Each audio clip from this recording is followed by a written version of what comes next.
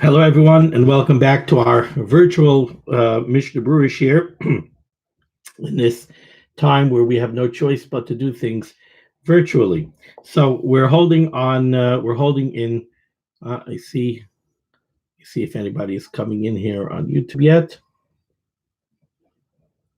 Oh, okay. Welcome. So we're holding on Nun Aleph Amud Beis. We're in Siman Tuf Nun Hey, and we're in the middle of Seif Aleph.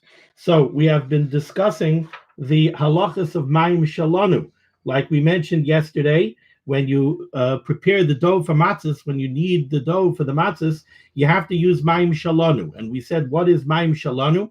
It's water that you draw from a well or from a river or from a stream, from a spring, and that water has to sit in a keli overnight before you could use it to knead the dough for the matzahs. And as we explained, the reason is because even though it's hard for us to understand, there is some kind of inherent heat that is in the water from the sun, and the only way to get that heat out is by having it rest in a keli overnight. And if we don't do that, then that heat could cause the dough to become chametz in a more rapid fashion. So we must use mayim shalanu in order to make the dough for the matzahs. So now we're holding on Nun Aleph Amud Beis, and we're holding in the Mishnah Berurah Ois Katan Vav. But just to reference what the Mishnah Berurah is speaking about, if we go back to the top of Nun Aleph Amud Beis in the Mechaber said, "Ve'ein loshen behen ad sheyavar halayla kula." You cannot use the mayim shalanu to knead the dough for the matzahs until it spends a full night in the keli. It has to rest overnight in the keli. Ad sheyavar halayla kula. The entire night has to pass. Says the Mishnah Berurah, "Nice cut vav halayla kula." In extenuating circumstances, yesh lahakel lalosh behen achar amud hashachar. In a shas adchak, you don't have to wait for a full 12 hours that it should sit, and it should sit overnight, a full night. You could use the water to make the lisha already immediately following amud hashachar. Afal pi shaloi amdu yud beis shois, even though a full 12 hours have not passed while that mayim shalanu was sitting cooling off in a keli. And I believe the reason for this is, like I quoted yesterday from the Smak, where the Smak says that the Iker Tzinun, the main cooling down of the water, takes place between Chatzos Halayla, between halachic midnight and Alois HaShachar.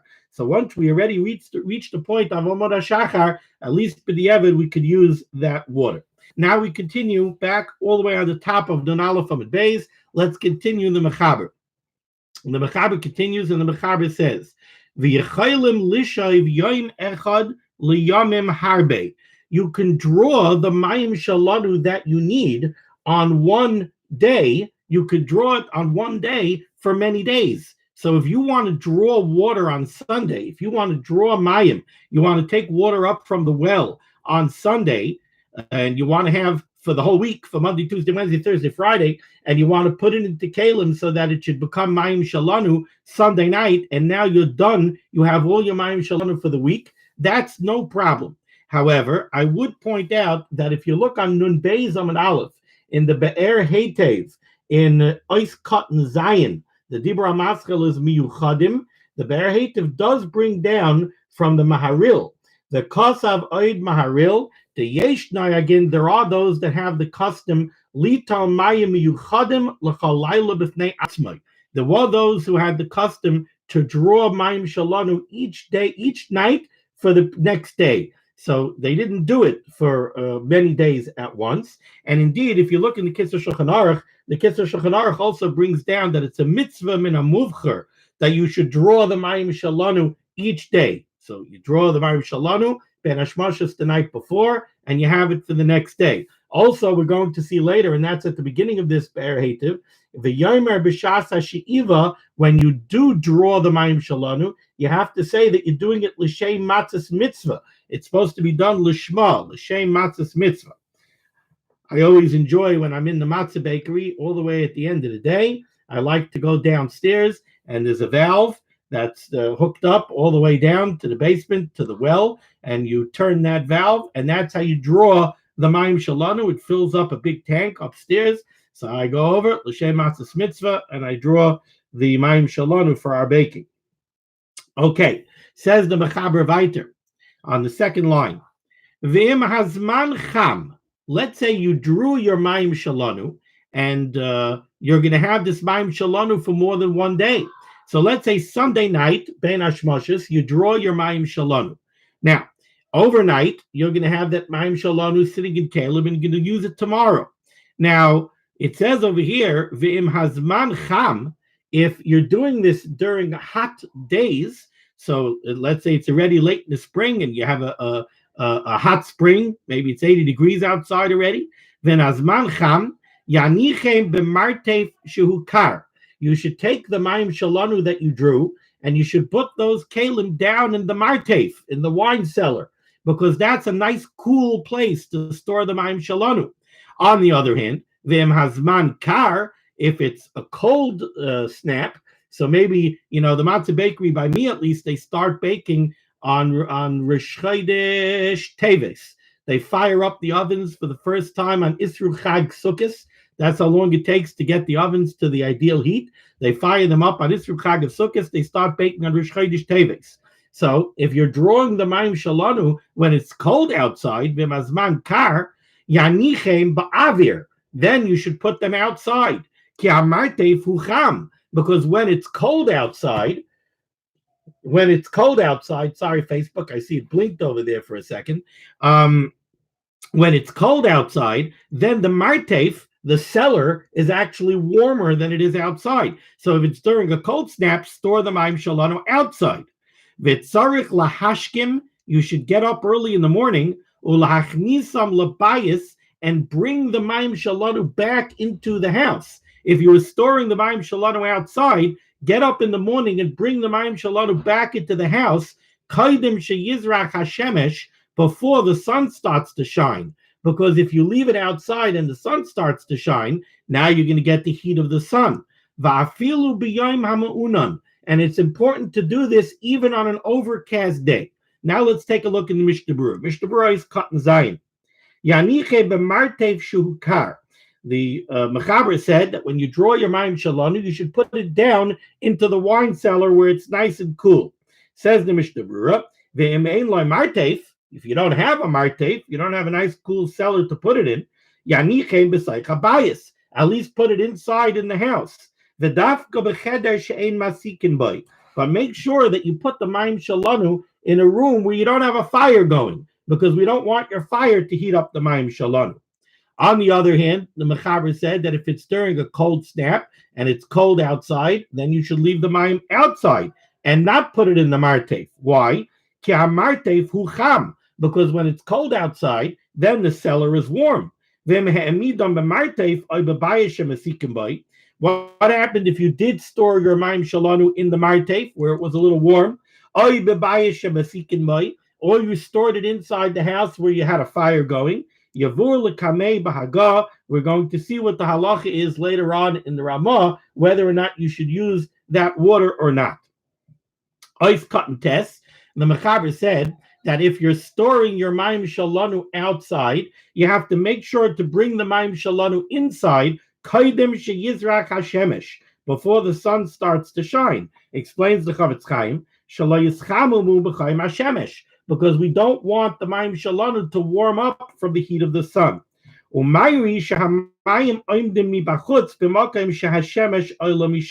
We're discussing a case where the water is sitting outside where the sun is going to shine on it.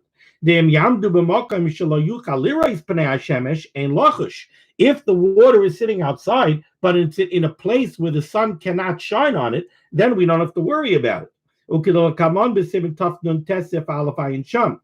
Mihu, however, the Chavetz Chaim does make an interesting point, which is pulled from a Gemara in Yuma. Mihu, b'yom hama'unan, on an overcast, cloudy day, b'chol gavni tzarich l'dayek l'hachnisam kaidem shas hazricha. If this is a little bit counterintuitive, if it's an overcast day, then you have to make sure to bring the mayim shalanu inside and get it out of the sun, even if it's in a shady place. So let's get this straight. If it's a sunny day, So then, if you have the Mayim Shalanu resting in the shade where the sun can't hit it, it's okay. But if it's an overcast day, then you cannot leave the Mayim Shalanu outside anywhere. Why is that? The Yoma De'iva Kuloi Shimsha. Because the Gemara in Yuma says that in an overcast day, every spot is considered a sunny spot. Why is that? So Rashi, the words of Rashi are a bit difficult to follow.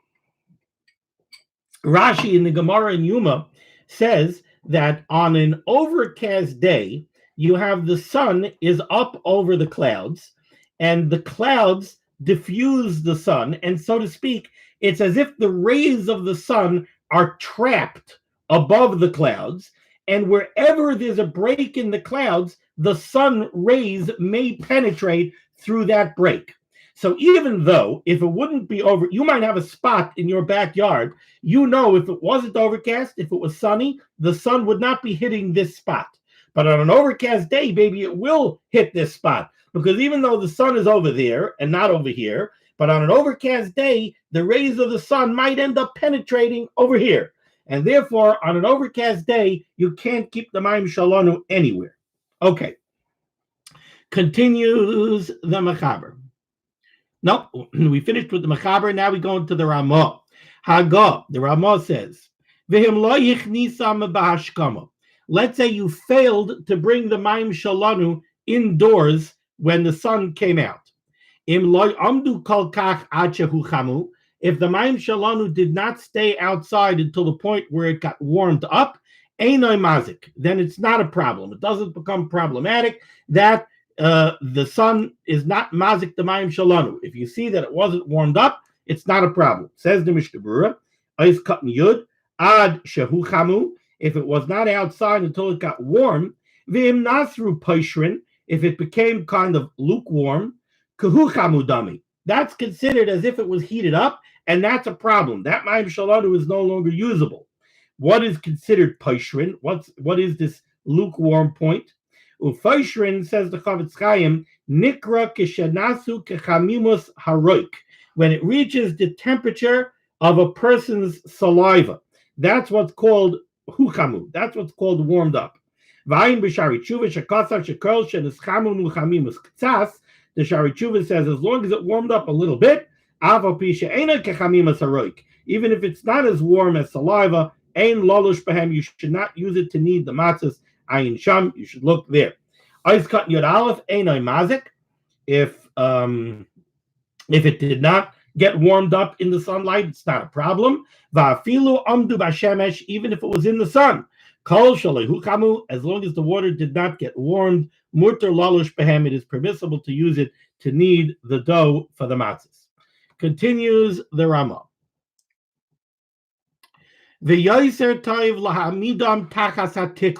If you're going to keep the Mayim Shalanu outside until you use it, you should put it under some kind of a roof. It should be under some kind of a shelter. Lest you forget to bring it in before the sun comes out. So why should you make yourself meshuggah that you have it outside and you have to bring it in? Put it somewhere where it's sheltered, where it's under some kind of a canopy, so it won't become a problem. It won't be in the sun. When you transport your Mayim Shalanu, you have your Mayim Shalanu sitting outside, and now you have to transport it to the Beis Halisha. You have to bring it to the place where you're actually going to knead the dough. If you're going to transport the Mayim Shalanu under the open sky, yesh lechasaisan, it is proper to cover the Mayim Shalanu up. Says the Mishnah Berurah, Eis Katan Yud Gimel. Yud Beis. When you transport the water, what the Ramah wants to say is, when you transport the Mayim Shalanu from the Martef, from the wine cellar where you were storing the Mayim Shalanu overnight, Lebeis Alisha, to the place where you're actually going to knead the dough, you should keep it covered. Why? So that it shouldn't heat up from the sun. You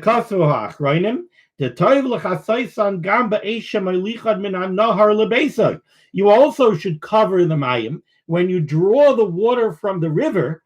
and now you're going to transport it to the martef, to the cellar where you're going to store it overnight, you also should cover it. Even though now you're not covering it because of the heat of the sun, because when do you draw the mayim shalanu? We said yesterday you draw it bein hashmashos.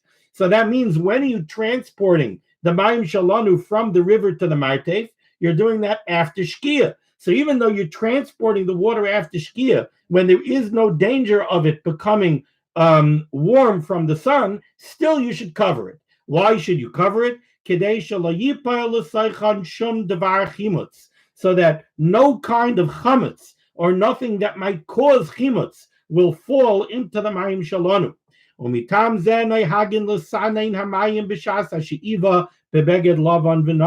And that is also the reason why the custom is to filter and strain the water. He says over here, with a beged lavan v'naki, with a white clean cloth, we strain out the water very well to make sure that nothing problematic has fallen into the water. It's proper to cover up the mayim shalanu. If you're transporting your mayim shalanu in a glass jug, it is not sufficient. So does it help that you're covering it up on top? The sun's rays could hit the glass jug on the sides and it will warm up the water from the sides. Rather, if you're using glass, you have to make sure to wrap the glass jug well, not only on top, but also on the sides. Okay, says the Ramah weiter. Kishachal, by me it's 3 lines from the bottom. Kishachal Pesach be'echad b'Shabbos. When Pesach falls out on Sunday, so that the first Seder is Matzoi Shabbos. Says the Ramah, Yesh lishayv hamayim or shloisha asar. When should you draw the water? You should draw the water on Thursday night. So that's the evening going into the 13th of Adar. If the first day of Pesach is on Sunday, that means Sunday is Tesvav, Sunday is the 15th of Nisan, Shabbos is the 14th of Nisan, Friday night is what we call Ar La'arba Asar, the evening going into the 14th. That's when we normally would do B'dikas Chametz, but in this scenario, it's Friday night. Thursday night is Ar L'Shloisha Asar. So, if Pesach, if the first Seder is Matzah Shabbos, says the Ramah, draw your Mayim Shalanu on Thursday night, right? So you're going to draw it Thursday night, Bein Hashmashos. Now, you might, Dahainu, continues the Ramah, Dahainu B'leil Chamishi, which is Thursday night. Now, you might be asking yourself, what exactly is the chiddush of this? When else should you draw the Mayim Shalanu? After all, when are you going to bake the matzahs, right? When you're drawing the water Thursday night, the first Seder is Matzah Shabbos, obviously you're baking the matzahs on Friday. So if you're baking the matzahs on Friday, yeah, you're going to draw the Mayim Shalanu Thursday night, so it should stay overnight, so you could use it to knead the dough on Friday. Seems rather obvious. Truth is, the Mishnah Berurah points this out, and he tells you it's not so obvious. Let's take a look at the Mishnah Berurah. Says the Mishnah Berurah, nice cut in your dalit. Yesh lishav, you should draw the water Ar La'arba Asar, Thursday night. Lefi Masha Kasav HaMechaber b'Siman Tuf Nun Ches. According to what the Mechaber is going to write further on in Siman Tuf Nun Ches, Sif Aleph, the Yom Arba Asar Shechal Liyos B'Shabbos, that when the 14th of Nisan is on Shabbos, which is our scenario here, where the first Seder is Matzah Shabbos, Loshin Be'erev Shabbos, you need the dough and you bake the matzah on Erev Shabbos, Ein Revusa Klal. There's no chiddush here. Yeah, you're going to need the dough on Friday and you're going to bake the dough on Friday. So, of course, you're going to draw the Mayim Shalanu on Thursday night. So what's the Ramah? Why did the Ramah feel the need to say this? V'divrei Baal Hagad ne'emorin la'oisan shenehagin lefais belel Pesach b'motzai Shabbos. There were those that were accustomed to baking the matzah if the first Seder was Matzah Shabbos. You know when they baked the matzah? They baked the matzah on Matzah Shabbos. Matzah Shabbos, they baked the matzah, and they had nice, hot, fresh matzah for the Seder. V'chamavur sham batur. So now there's a chiddush. The Hainu B'leil Chamishi. says the Mishnah Berurah Tezvav. Down the Ramah is telling you when should you draw the water. Tahainu B'leil Chamishi, on Thursday night. Why? If you're not using the water until Motzei Shabbos to make the dough, why do you have to draw it Thursday night? Why can't you draw it Friday? Draw the water on Friday and let the water sit Shabbos. It'll sit Friday night. It'll sit Shabbos, and you'll need the dough on Motzei Shabbos. Why does the Ramah tell you have to draw it Thursday night? Says the Chavetz Chaim, the Erev Shabbos Bein Hashmashos Ein Yechaylin Lishav. When are you going to draw the water? We said yesterday that the proper time to draw the Mayim Shalanu is Bein Hashmashos. Like I told you yesterday, we do it 10 minutes after Shkia. You're not supposed to draw the water. Let's say you're baking matzah on Monday. So you're going to need your dough on Monday. When is the proper time to draw the Mayim Shalanu? Sunday night, Bein Hashmashos. Are you supposed to draw it Sunday afternoon? L'chatchila not. L'chatchila, you're supposed to draw it Bein Hashmashos, Sunday night. Now, if you want to knead the dough on Motzei Shabbos, when are you going to draw the water? You can't draw it Friday night, Bein Hashmashos. The Be'er Shabbos Bein Hashmashos Ein Yechaylin Lishav. The Ein Shabbos Meichen L'Yom, because you're not allowed to make hachanas. You're not allowed to do malacha on Shabbos in preparation for Yom Tov. And that's exactly what you would be doing over here. If you go to draw the water Friday night, Bein Hashmashos, that means you're doing malacha Friday night in preparation of Yom Tov. Ubein Hashmashos Safek Shabbosu. Bein Hashmashos, if it's a Friday night after Shkia, that might already be Shabbos. Now, so that's why you can't draw the Mayim Shalanu Friday night. How about drawing it Friday afternoon? It wouldn't be proper to do it right before Bein Hashmashos either. Too close for comfort. I don't want you to draw the water 2 minutes before Shkia on Friday. You're getting too close for comfort. You might end up doing it after Shkia. This is also true for those who baked fresh matzahs for the second Seder on the second night of Yom Tov.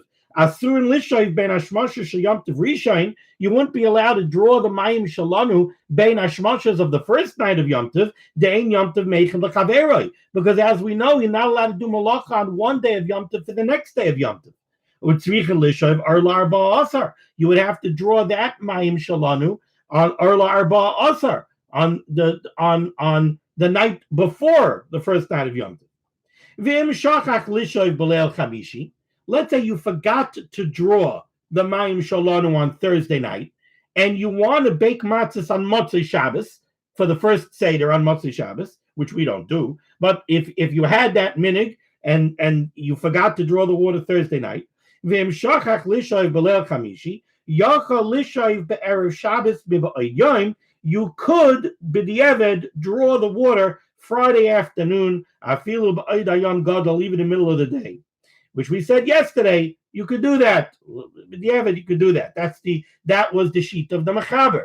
The Mechaber said yesterday you could draw the Mayim Shalanu at any point during the day, even before Bein Hashmashos. The Ramah said that he wants you to do it Bein Hashmashos. Why? If you remember, because we said yesterday what the Ramah wants is he wants the water to stay in the river or in the spring for the whole daytime period, because during the day the springs are cool. Then draw the water Bein Hashmashos and put it in kalim and let it stay in a keli overnight. So it got 12 hours of cooling in the coolness of the spring, and it got 12 hours of cooling overnight in the coolness of the keli. And the Mechaber said, you could draw the water already in the middle of the day, the previous day. We don't need the full 12 hours of cooling off in the spring.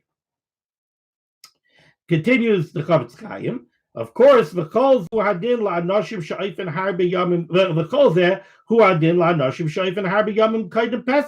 these laws also apply to people like us who are baking their matzahs months before Pesach. If you want to bake matzahs on Sunday, you should draw that mayim shalanu on Thursday night. You could do it Friday afternoon. If you forgot to draw the water Friday afternoon, Yachin ben Hashmasha Yisayidei Akum. Because what are you going to do? If you want to knead dough on Sunday for matzahs, when are you going to draw your Mayim Shalanu? You can't draw your Mayim Shalanu ben Hashmashas on Motzi Shabbos because that might still be Shabbos. And you're not allowed to do malacha. So what are you going to do? You're not going to draw the water then. You're not going to be making from Shabbos to Sunday. So what are you going to do? Really, you should draw the water Thursday night. If you didn't, so then Motzi Shabbos, you could do it Ben Hashmashas Yidei Akum. V'yesh matirin afilo Yidei Atzman. Okay. Let's go a little bit further here. Back to the Ramah. Lechatchila yesh lishav min hanaharos v'loy min habe'eros. Lechatchila, the Ramah says you should draw your mayim shalanu from the rivers and not from the wells. Says the Mishnah Berurah is cut zayim min hanaharos shahachama mahaleches b'yomei Nisan takas akarka. During the days of Nisan, exactly what these words mean, I'm not sure. The sun goes underneath the ground. And the wells get warm.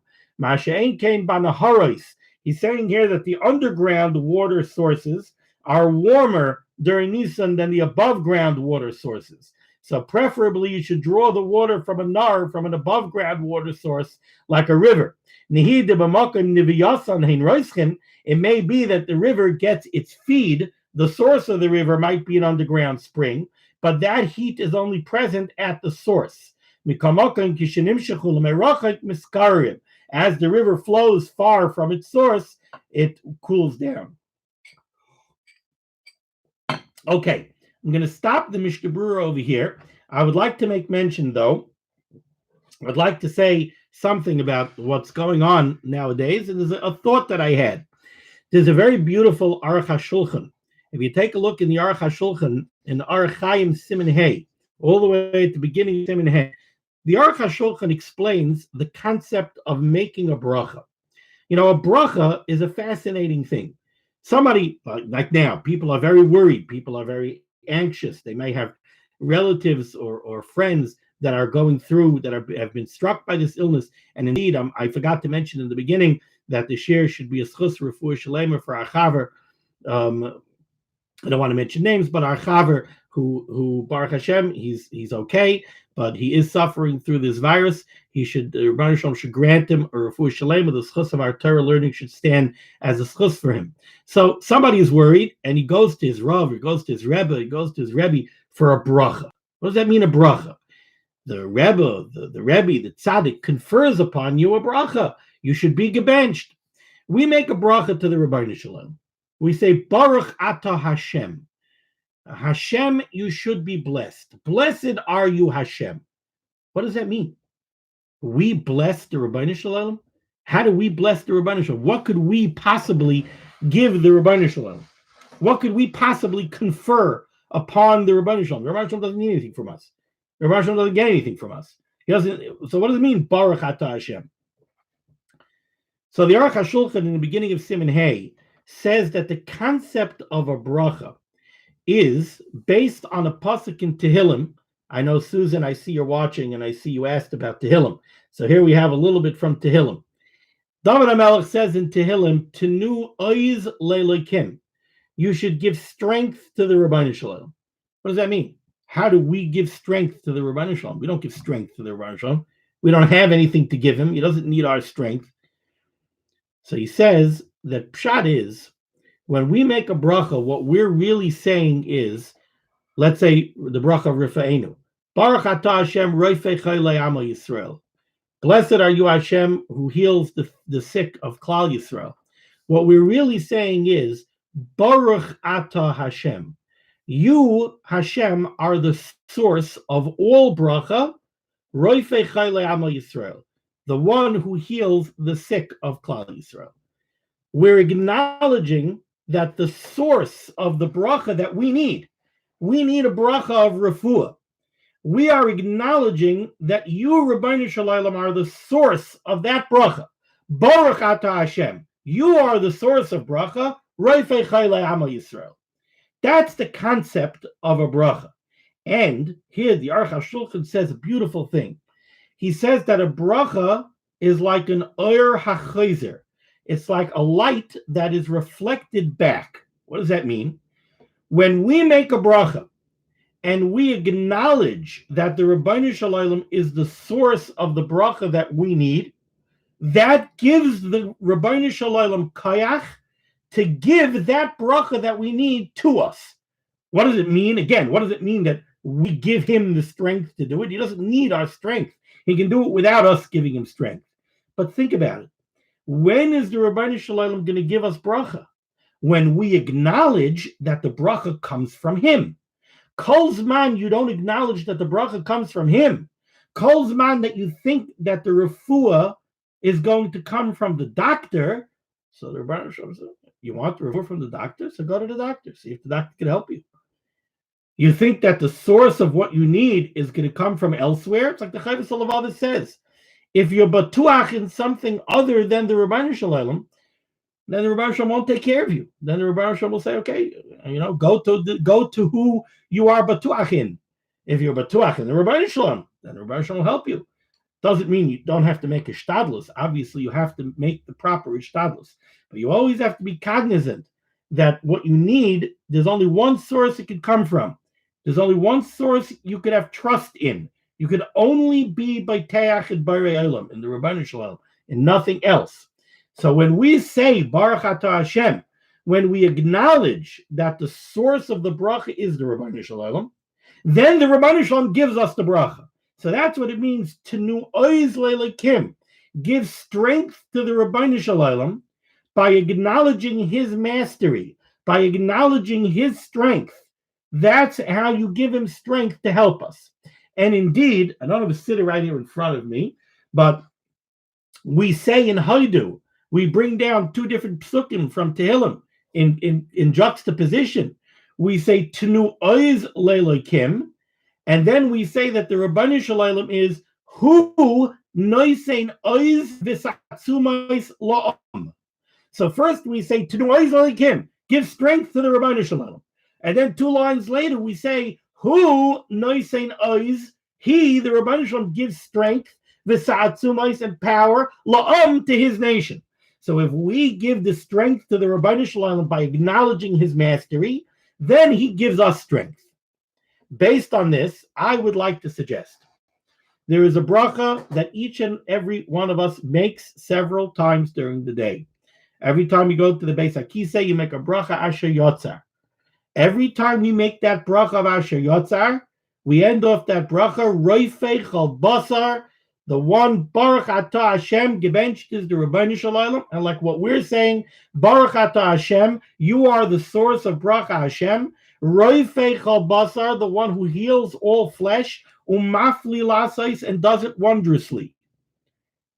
Is there something better than that, than what we need right now? Each and every one of us, every time you go to the Beis HaKisei and you come out, instead of mumbling that Asher Yotzar, when we're on the way walking or running to go to the next thing we have to do, or we're checking our phone to see the latest numbers on the coronavirus, so you come out of the Beis HaKisei and right away you're checking your phone. Instead, stop for a minute. Make a bracha of Asher Yotzar. Have in mind what the bracha means. Asher Yotzar Adam b'chachma, the Ribbono Shel Olam created man with wisdom. Uvaravayin created in him nikavim, many openings, chalulim, many hollow organs. And Golav Yodor Lifnei Kisei Kvadecha, it's revealed and obvious in front of your Kisei HaKavod. Shem Yipaseach Echad Mehem, if one of those things in the body that have to be closed would open, Al Yisasei Echad Mehem, or if something in the body that has to be open should be closed, like the lungs. It would be impossible for us to stand before you, even for one moment. Baruch Atah Hashem, you are the source of all bracha Hashem, Roifei Chal Basar, who heals all flesh, umafli lasos, and does it wondrously. We don't need to know the mechanics of the coronavirus. The Ribbono Shel Olam knows all the mechanics of the coronavirus. We don't have to know the cellular response. We don't have to know the chemical reactions. We don't have to know anything. What we need to know is that the Ribbono Shel Olam is the Roifei Chal Basar. The Ribbono Shel Olam, and I would mention another thing to those of us who are sitting in anxiety and worrying and fretting. It could be that you were exposed, like I myself. You know that you were exposed. Or you think you were exposed, or you worry that maybe you were exposed, or you don't know anything. Every one of those viruses, every one of those little tiny microscopic viruses is addressed by the Ribbono Shel Olam. The Ribbono Shel Olam is controlling everything, and the Ribbono Shel Olam is a mativ, and the Ribbono Shel Olam is a rachman. The Ribbono Shel Olam is a mativ. The Ribbono Shel Olam seeks to do good, and the Ribbono Shel Olam is a rachman. The Ribbono Shel Olam has rachmanis on us. The Ribbono Shel Olam loves us. The Ribbono Shel Olam loves each and every one of us. Like the Chovos HaLevavos says, the Ribbono Shel Olam cares for us more than we care for ourselves. Halavai, we should care for ourselves even a fraction of the amount that the Ribbono Shel Olam cares for us. We have to have trust in the Ribbono Shel Olam. It's not easy. I'm not saying it's easy. It's hard for me. I'm talking to myself. I'm giving myself a mussar shmooze over here. You find yourself worrying and fretting and being anxious. And then I get upset. I say, I can't believe it. I can't believe that I'm sitting here being anxious. What does that mean? What does that mean about my emunah and bitachon? What does that mean? You have to have. There's a Ribbono Shel Olam. There's a Ribbono Shel Olam in the world. You could control what you could control. Definitely, you should follow the guidelines that are being given. Don't be a fool. Don't go places that you shouldn't be going, and don't go to crowds that you shouldn't be going to. Don't expose yourself to risk unnecessarily, and wash your hands and everything else.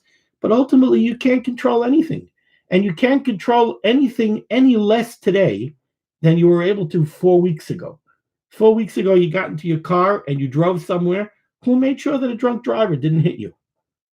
Who made sure? Who made sure that Chas v'Chalila didn't get a terrible medical diagnosis 6 weeks ago? Well, you think this is only now? I mean, I know it's not the same. It's been very well documented.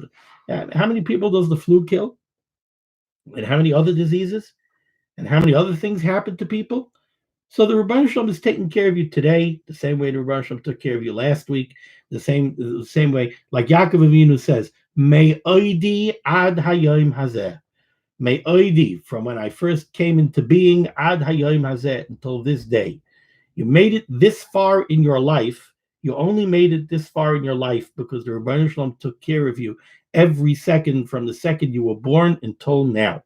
And the Ribbono Shel Olam is taking care of you now too. You know? People worry. It's understandable, and you wouldn't be human if you didn't worry at all. But at the same time, we constantly have to remind ourselves. Ani mamin be'emunah shalema shehabayre yisparach shemai hu bayre umanhig. The Ribbono Shel Olam is the one who creates everything. Umanhig, and he controls everything. Umanhig l'chal haberuim, and he controls every bria. That means even that tiny little coronavirus, that's a bria. It's a creation. And that creation is controlled thoroughly and completely by Berurah Olam. It doesn't go where the Ribbono Shel Olam doesn't want it to go. It goes exactly where the Ribbono Shel Olam wants it to go and how he wants it to go. And we have to chazer ibr and chazer ibr and chazer ibr. I thought it was so beautiful. I'm trying to remember who it was by the Aguda Asifa. I'm thinking now that it was Rabbi Yisrael Reisman, who said so beautifully that we want to be able to look back, but Mitzvah Hashem, this will pass us by, and it'll be in the rearview mirror. But we want to be able to look back on it, and we want to be able to say that we had an aliyah from it, that somehow we had an aliyah, somehow we were uplifted from it. We became closer to the Ribbono Shel Olam. Our tefillos should be more heartfelt. We should. This is something that reminds us of the Berurah Olam multiple times during the day when we worry and when we fret and when we hear news. And we have to remember, Berurah Olam, Berurah Olam, Berurah Olam, Berurah Olam. Who do I put my trust in? I put my trust in Berurah Olam. I'm worried that I'm not going to be able to get out and go shopping and get food. In the Midbar, we got mun every day, and we weren't allowed to save a morsel of mun from Sunday to Monday. No savings accounts, no stocking up, no stocking up the basement, because we don't. The Ribbono Shel Olam gives you today, the Ribbono Shel Olam gives you tomorrow, the Ribbono Shel Olam gives you the next day. You have exactly what the Ribbono Shel Olam wants you to have. So this is a time when we can be mechazik our amunah. It's a test. It's uncomfortable. It's uncomfortable. Trust me. I know it's uncomfortable. I'm living through it also. It's uncomfortable. Don't think that I'm preaching. I'm not lecturing to you. I'm talking to myself. It's uncomfortable. But at the same time that it's uncomfortable, we have to use this as an opportunity to draw ourselves closer to the Ribbono Shel Olam, to feel that closeness. And Mirz Hashem, when we walk out on the other side of this tzara, we should walk out and we should have grown from it. And we should take that chizuk of emunah and bitachon with us when we come out on the other side. Thank you so much for joining me for the share. Sorry we can't do it in person. For those of you on Facebook who aren't usually part of the share, I'm so happy that you're here and I have a chance to talk to you. Shelly, Susan, David, I see you out there. Everybody should be healthy. Everybody should be well. We should all have siyata d'shmaya, Yeshuas, and refuas. And the Ribbono Shel Olam should bring Mashiach. Now, be well.